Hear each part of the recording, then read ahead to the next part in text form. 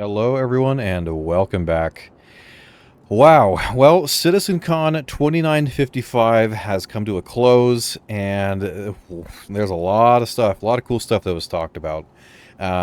So I'm definitely going to be doing probably a summary video in the next day or two here, going over everything, summarizing it for all of you. But in this video and in the next video that I'll have coming out either later today or tomorrow, we're going to be taking a first look at the new ships that have been put into the PTU that will be going officially live with Alpha 4.3.2 next week. So in this video, we're first going to take a look at the brand new Anvil Paladin. It's in-game now. It's a really cool looking ship, so we're going to look around the outside, the inside, and all of that. Give you a little bit of a tour, and just point out some really cool little interesting things that I've noticed so far about the ship. So let's go ahead and let's take a look at it. So, looking around the outside here, we do have the default paint on right now. It's a little bit of a darker shade of green, it seems. A little bit more olive green than it, if I remember correctly, than it was in the concept. I think it still looks incredible, though. Unfortunately, for some reason, the Shadowfall paint that's supposed to be like the blacked out kind of version, it doesn't seem to be in the game quite yet. So if you have that, you might be waiting a little bit longer to be able to try that out on the Paladin. But you can see here a little bit of a look at the paint job, and we'll take a further look once we're inside and we can go in the pilot seat and look at that. On the underside, there's quite a few little interesting details. These panels on the side almost look like they're on hinges that could open up, but I haven't found any way to do that or anything. So I think it's mostly just decorative. Maybe this could be a hint that there could be like a dropship version or something like that coming at some point for this. There is right here a refueling port, ground refueling port, nothing too crazy there. And we can also see under kind of the wings here, we have our missile hardpoints. So it looks like we come stock with, and this is mimicked on the other side as well. You have one size 4 missile, and then 2 different racks, each with 2 size 3 missiles. So you can, of course, change those around for some different missile configurations. And we also can see one of our turrets sporting dual size 4 weapons. And then we also have one of our VTOL engines, and again, pretty much all this is just mirrored on the other side. The only thing that's not mirrored is going to be the one and only entrance to the ship, which is this airlock that comes down in a stairway that we're going to go up in and take a look at the ship. So we'll go ahead and pop that open. It does say airlock, so you may be able to like dock with other ships in the future with this, but at least at the moment, just deploys this nice little staircase. And we can go up into this little airlock area of the ship. We'll go ahead and close that back up. And then we're going to go up these stairs into the ship's suit locker storage as well as its armory. I love the look of these suit lockers. I think they look a lot nicer than the ones in, say, the Asgard. The Asgard ones are really funky looking, really bare bones. So I'd love to see like a pass done on those suit lockers to kind of bring them more in line with this. So those look really nice. We also have our armory here where you can store a lot of different weapons. You have primary areas, secondary sidearms. You have this extra little caged off area for like a railgun or an Animus missile launcher or something like that. So very well lit. Looks very solid overall. Then we can go forward through this other doorway, and we're in kind of a lower engineer area slash our little cargo bay that has been added. Originally in its concept, the Paladin did not have any cargo space, but they were able to manage to squeeze in a 4 SCU grid here, so you could probably put two SCU boxes. I think you'd be able to fit that through. Otherwise, you can fit 4 1 SCU boxes for maybe some extra supplies, or when we have engineering, you could probably have to spare a component or two here as well, just to have those available if you need to shift those around. Like I said, there's also some component bays. We have our battery bay here. There's one of our gravity generator here. There's a few other things sprinkled around. Here we also have our single size 3 shield generator for the ship. Quite good shielding for a ship of this size.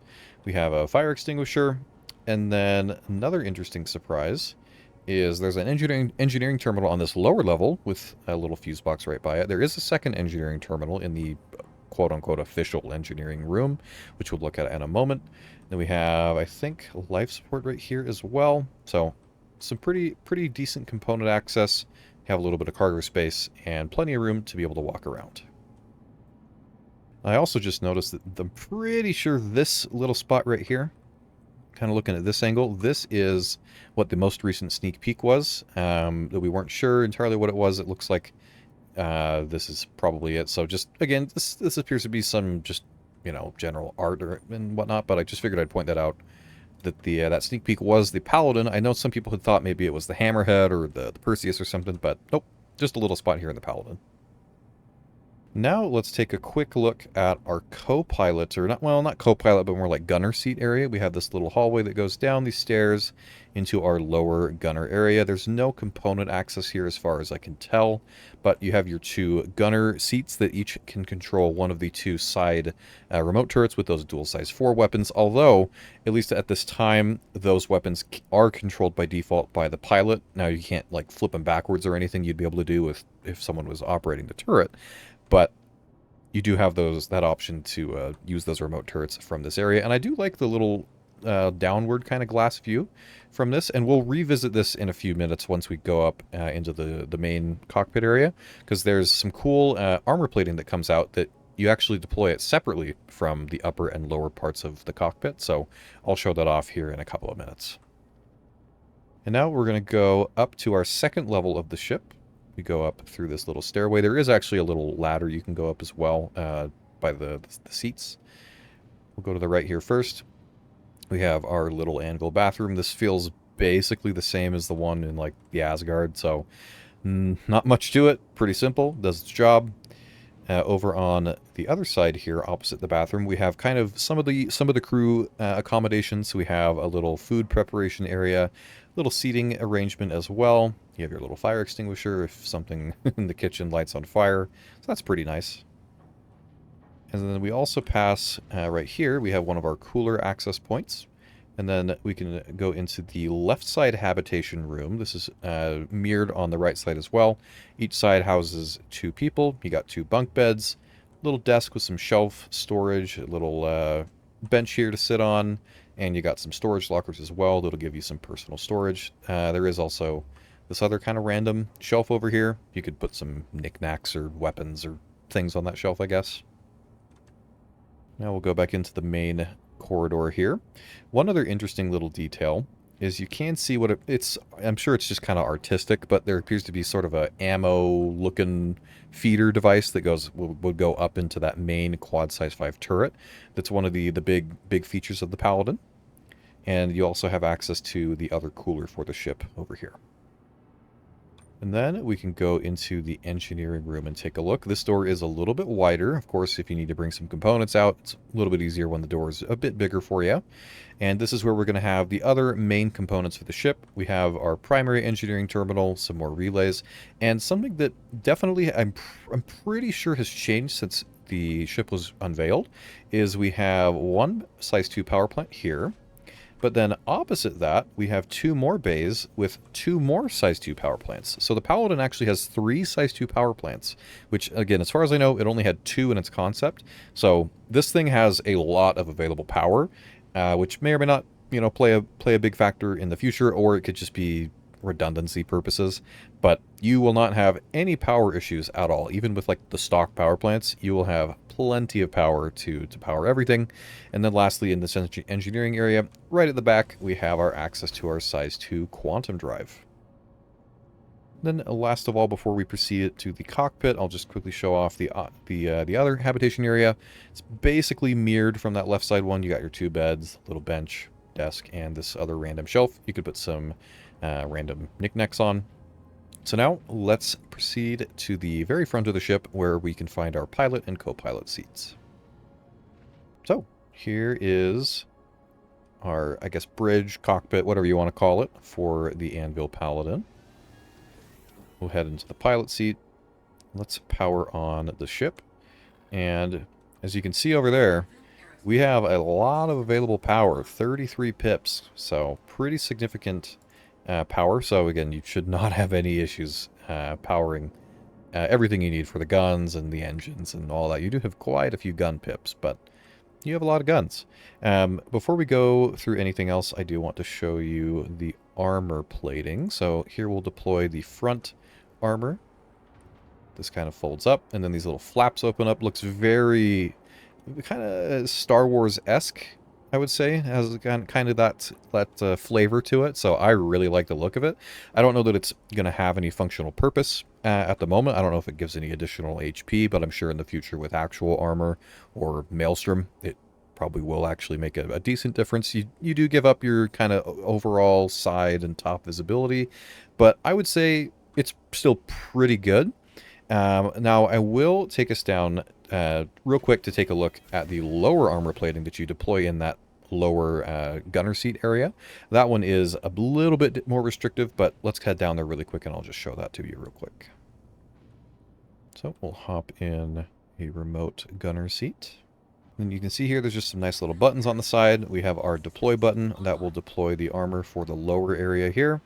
See, it comes up on the bottom and the sides, and you get a little bit smaller kind of slat armor area, but still gives you okay visibility out front. Although, if you are in this seat, you're probably going to be in the remote turret that's, you know, on the side of the ship anyways, so probably won't matter that much for you. But it's very cool. It's very interesting how they've separated the armor deployment between the two levels of the bridge. And if you didn't notice already, you do have this little Jeffries tube ladder.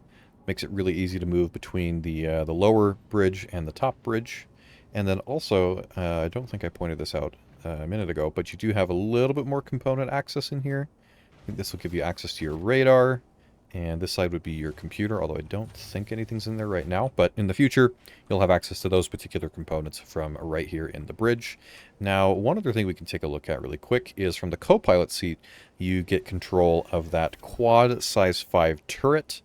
Very beefy, very powerful. It does have some interesting capabilities. We can look at it here on top. I will say, just personally, it sticks out a little bit further from the hull than I would prefer for my taste, but I don't think it looks terrible or anything like that. It still looks quite good. If we go into the view here, we click deploy. That will rotate the turret on that little track down to the underside of the ship. So then if you're shooting at ground targets, you can rotate that turret down there, and you have a much better time shooting at those targets on the ground. So that's a general kind of look around of the ship. Now I want to take it just briefly. I'm going to go fly it around and just kind of talk about how it feels and how it seems to fly, and then we'll close out the video.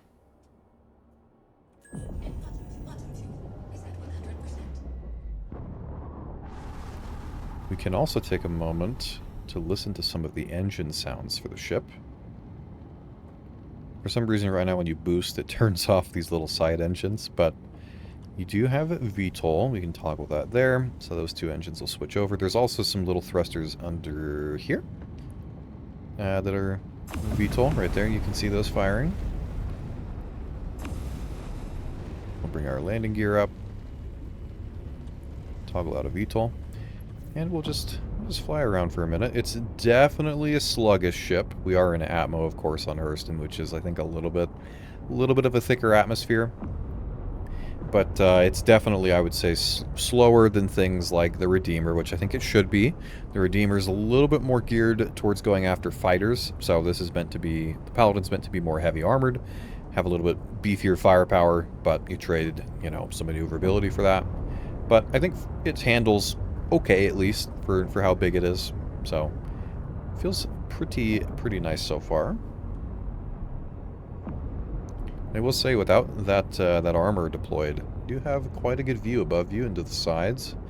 Then if we deploy the armor, see that come up. You get your view blocked for a second, and then you can see out again. I'd say it's still fine visibility for whatever you need. And one other interesting thing is the Paladin does actually have some control surfaces. So on these kind of wing areas here, if I move around like that, you can see there's some little flaps that are deploying and moving around as we turn and pitch and yaw. So Paladin already comes, you know, ready with control surfaces. Now, are those going to do that much for this? I don't know. We'll have to see. But figured I'd point out that there are some little details like that are present on the ship. But that's going to do it for this first look at the Anvil Paladin. Again, I'll have to have some more time to kind of test it, mess around with it, try it in some combat scenarios before I do like an official review on it, which I'm hoping to do. But figured I'd let y'all want to see kind of a first look at the ship. So make sure to let me know what you think down in the comments. Do you have a Paladin, or are you planning to get one now? What do you like most about it? Anything that you would change, or that you hope gets maybe tweaked or adjusted before it officially goes flight ready? I'd love to hear any thoughts that you have.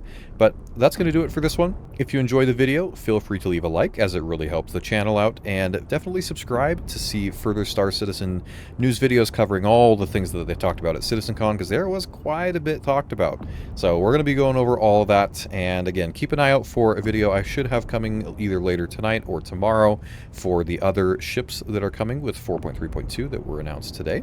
But that's going to do it for this one. I hope you have a wonderful rest of your day, and I will see you in the verse.